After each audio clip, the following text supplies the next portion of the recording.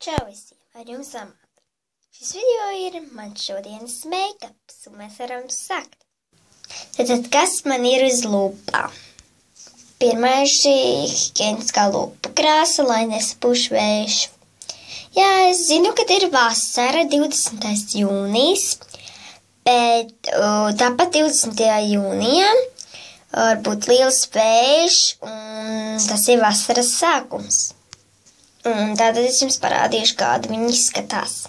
Viņa izskatās šāda. Viņa smaržo pēc zemenēm, un tas ir superīgi smaržīgs lūpu balzāms. Jā, tālāk, ko es lietoju vēl uz lūpām. Tad es lietoju šo lūpu balzāmu. Tas ir tādā lilīgā krāsā. Viņa man ir tagad arī uz lūpām.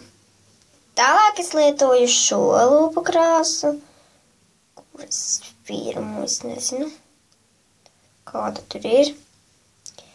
Viņa izskatās šāda, bet es tikai tāds, jo es nezināju kādā.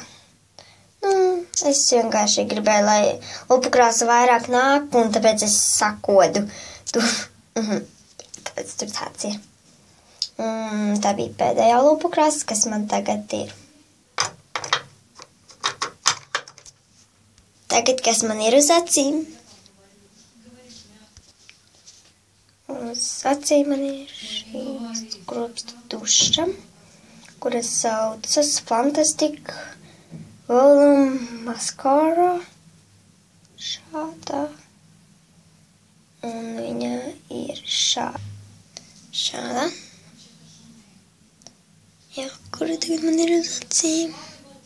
Tālāk man ir šī Oriflame, tāds tā kā uz plakstiņiem, tāds spīdīgs sudraba.